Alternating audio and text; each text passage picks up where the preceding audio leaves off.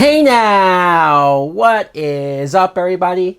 My name is Mike Brown, aka Review King MB, and, well, I reviewed the first movie, so why not review the second? Addams Family Values, which, as you can see, it's in a double feature pack.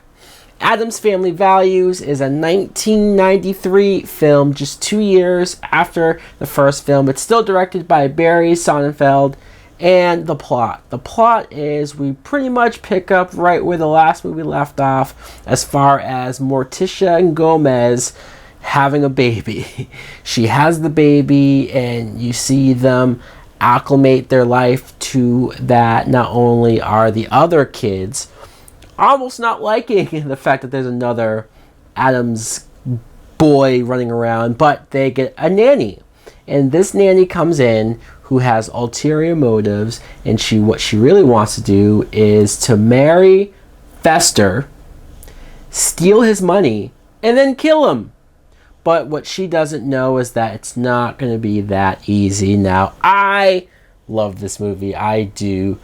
When I talked about the first movie in that review, and I talked about how I remembered seeing it as a kid, but it didn't stick with me, or I didn't remember it as well as this one. And rewatching this one after so many years, yeah, this one it resonated again. It all came back. A lot of the moments in this movie I remember and I have fond memories over. In fact, this might be the first Addams Family movie or thing that I ever saw. What I like rewatching the film is Morticia and Gomez, them having a kid. You could say that maybe it's just an easy thing to get them to have something to do, because otherwise you don't want to see them have a real fight, or you don't want to see relationship conflict. What are you going to do? No, you're going to have them still as in love as ever, still getting into the kinky stuff that they do, and even Morticia liking the pain from childbirth. It's so weird, but it's comical, it's amusing. And to see this baby born with the mustache and the slick back hair already looking exactly like Gomez is quite funny. Raul Julia, who plays Gomez, I enjoyed seeing him in this film, not just because it's his last theatrical film before he passed away, but I loved the dance scene that him and Morticia have at the restaurant, where they steal the show. That whole scene of them and the fire and them making each other jealous with other people in the seats. I liked their dynamic. I liked watching them together.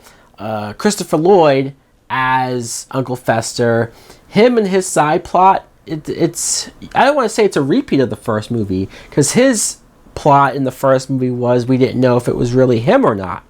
This time around, sure, fine, we know it's him, but for him to be so gullible and so easily coerced by this woman who clearly isn't a good person, I was more surprised that none of the Addams family besides Wednesday knew that she was full of crap and could tell that she was full of it, and no one else questioned her.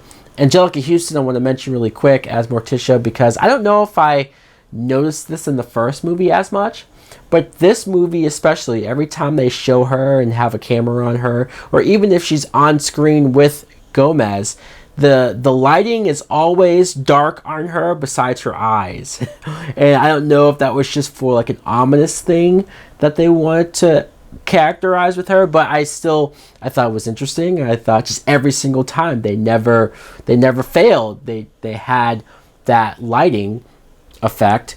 Joan Cusack plays Debbie, the nanny, and I thought she was really good here. She chews up the scenery, sure, but she makes a big entrance.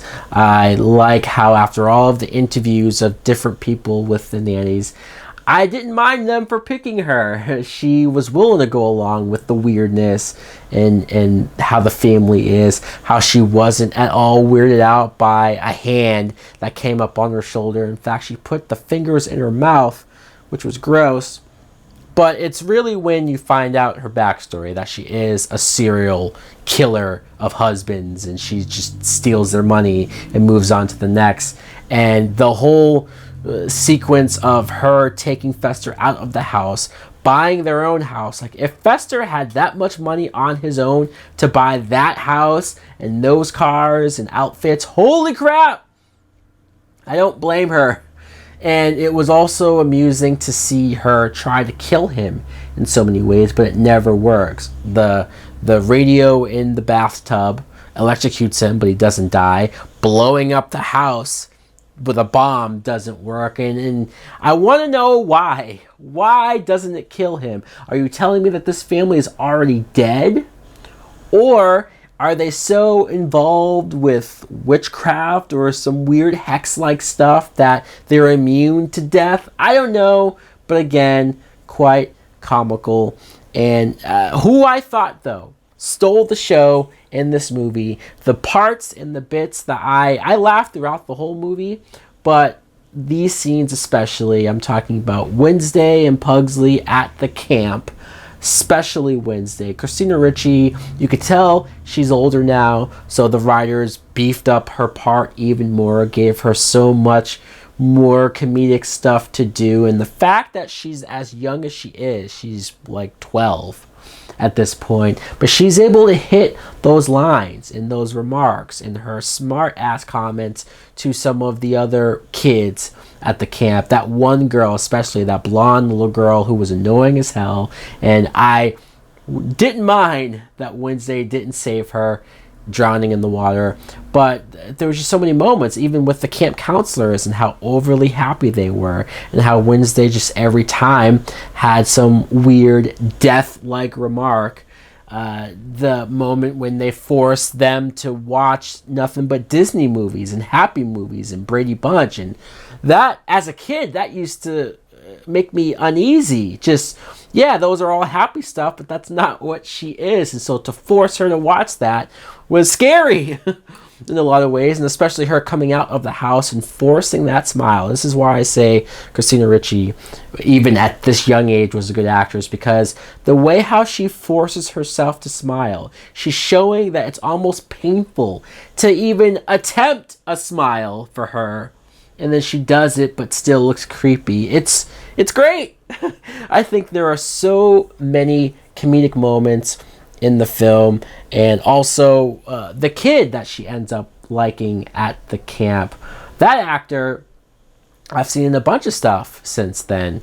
10 Things I Hate About You, Harold and Kumar. So overall, what more can I say about the Addams Family Values? I honestly think that this is better than the first one. And that might be a surprise to some people, or other people might disagree. And you don't get a lot of comedy sequels that you could argue is better or funnier than the first one. But for me, this one is. Anyways, guys, thanks for watching. Let me know in the comments below, what do you think of Addams Family Values? Do you agree with me that it's better than the first? If you do like it, what's your favorite moment? I still can't believe how many times the kids tried to kill the baby. Holy crap, with the pendulum and they were going to cut the baby's head off, and just, it's insane. And it's PG-13.